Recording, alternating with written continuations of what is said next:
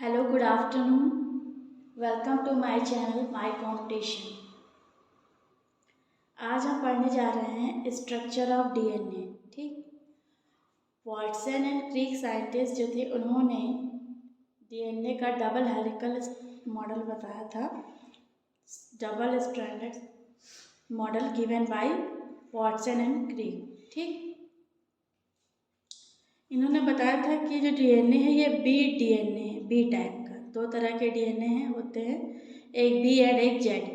तो Z type का DNA होता है उसमें लेफ्ट हैंड कॉइलिंग पाई जाती है, लेकिन जो बी डीएनए होता है उसमें राइट हैंड कॉइलिंग पाई जाती है। ठीक, तो ये जो डीएनए का मैंने एक रफली स्ट्रक्चर बना दिया है, इसमें राइट हैंड कॉइलिंग है। ठीक, ये किसने दिया था? वाटसन एंड क्रिक ने। ठीक, अब एक सिंगल टर्म में, ठीक, एक सिंगल टर्म में जो है 10 नाइट्रोजनस बेस पेयर पाए जाते हैं। ठीक, यानी कि कौन कौन से हमने बताया था पहले वाले वीडियो में कि नाइट्रोजनस बेस पेयर जो डीएनए में पाए जाते हैं वो होते हैं एडेनिन, ग्वानिन, थायमिन, साइटोसिन। ठीक,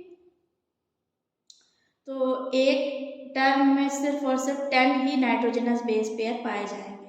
अब देखिए, एडेनिन के साथ थायमिन ही हमेशा जुड़ेगा। ठीक, चाहे थायमिन के साथ एडेनिन जुड़ेगा, एडेनिन के साथ थायमिन जुड़ेगा। बाई कैसे जुड़ेगा? हाइड्रोजन बॉन्ड से। और ये बॉन्ड कैसा होगा? डबल हाइड्रोजन बॉन्ड से। एडेनिन थायमिन से डबल हाइड्रोजन बॉन्ड से जुड़ेगा। और ग्वानिन साइटोसिन से, और साइटोसिन ग्वानिन से ट्रिपल हाइड्रोजन बॉन्ड से जुड़ेगा। और इस तरह से फर्दर ये सब में जुड़ते हैं। ठीक, अब ये इसकी जो बैकबोन है, बी डीएनए जो ये बना हुआ है डबल हेलिकल मॉडल, इसकी जो बैकबोन है वो किसकी बनी होती है? सुगर फॉस्फेट की बनी होती है। ठीक, अब जो ये एक टर्म होता है, जैसे ये देखिए यहाँ से यहाँ तक एक टर्म, इसकी दूरी कितनी होती है? इसकी दूरी होती है 34 एंगस्ट्रॉम। ठीक, और एक एडजेसेंट नाइट्रोजनस बेस पेयर, यानी कि जैसे ये इन दोनों के बीच की दूरी, ये जो है इन दोनों के बीच की दूरी होती है 3.4 एंगस्ट्रॉम। ठीक, अब हमने साइड में, हाँ, ये इसका जो डायमीटर है डीएनए का 20 एंगस्ट्रॉम होता है। ठीक, अब हमने ये बॉक्स में दो टर्म बताए हैं। ठीक, पहला टर्म है डीनेचुरेशन और मेल्टिंग ऑफ डीएनए। ठीक, और दूसरा है रीनेचुरेशन और एनीलिंग। ठीक, ये दो तरह की प्रोसेस है। अब ये होती क्या है ये समझते हैं। तो देखिए, जो ये बेस पेयर है ये आपस में जुड़े हैं किससे? हाइड्रोजन बॉन्ड से। ठीक, बॉन्ड है तो बॉन्ड को हम तोड़ भी सकते हैं। हाउ, कैसे तोड़ेंगे? तो जब हम इसे टेम्परेचर प्रोवाइड करेंगे, जब हाई टेम्परेचर इस पर होगा इसका प्रभाव, तो हाई टेम्परेचर के प्रभाव से इनके बीच का जो नाइट्रोजनस बेस पेयर के बीच में जो हाइड्रोजन बॉन्डिंग है वो टूट जाएगी, और इसी प्रोसेस को हम कहते हैं डीनेचुरेशन और मेल्टिंग ऑफ डीएनए। ठीक, जो हाइड्रोजन बॉन्ड होंगे वो आपस में टूट जाएंगे। अब कुछ समय बाद जब वो ठंडे हो जाएंगे तो आपस में फिर से वैसे ही जुड़ जाएंगे।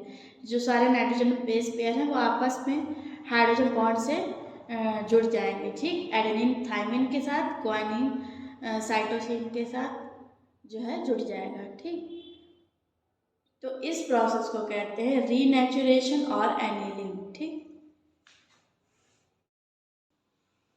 मैंने मेन पॉइंट्स लिख दिए हैं यहाँ पे।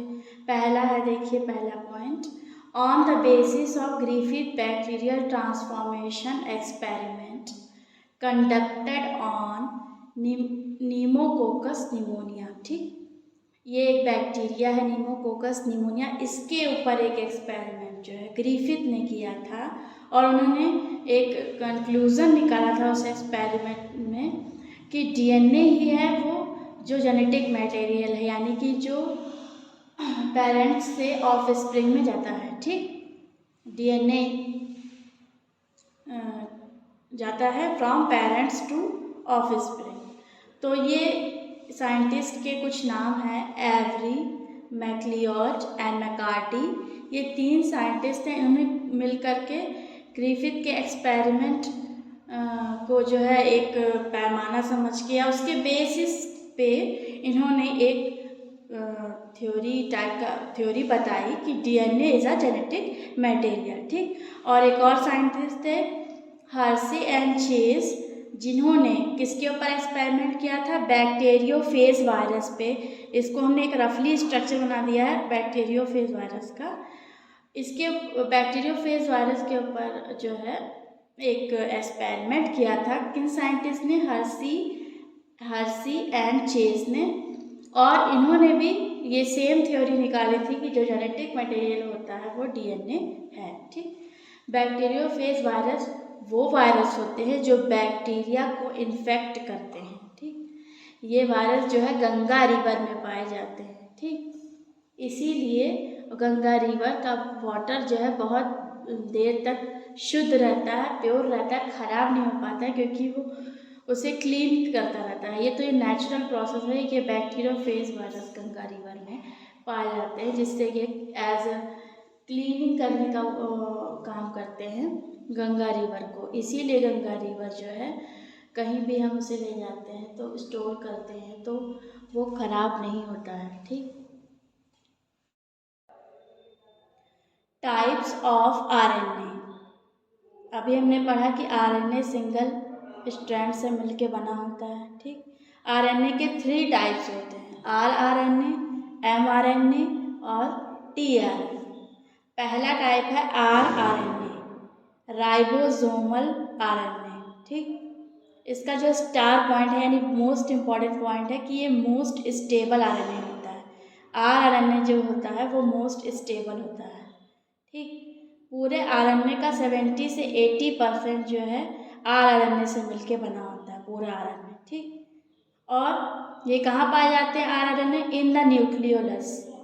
जो सेल का न्यूक्लियस होता है उसके अंदर न्यूक्लियोलस होता है, उसमें ये आरआरएनए पाए जाते हैं। और कहाँ पाए जाते हैं, and found attached with ribosome. Ribosome जो है प्रोटीन सिंथेसिस का कार्य करता है, प्रोटीन के निर्माण का कार्य राइबोसोम करता है। राइबोसोम रफ एंडोप्लाज्मिक रेटिकुलम में भी पाया जाता है और राइबोसोम एक सेल ऑर्गेनल भी है, ठीक। तो इसमें जो है आरआरएनए पाया जाता है, ठीक। और सेकेंड टाइप का है एमआरएनए, मैसेंजर आरएनए, यानी कि ये मैसेज ले जाने का काम करता है, जैसे नाम से ही है। पहला इसका इम्पॉर्टेंट पॉइंट है कि ये जो एमआरएनए टर्म है ये किसने दिया था, जैकब एंड मोनाड ने। ये साइंटिस्ट के नेम है जो जैकब एंड मोनाड, इन्होंने एमआरएनए टर्म को दिया था, ठीक। इसका कार्य क्या है, इसका कार्य है कि it brings coded information from DNA for protein synthesis, ठीक। डीएनए में जो इन्फॉर्मेशन होती है वो कोडेड होती है, ठीक।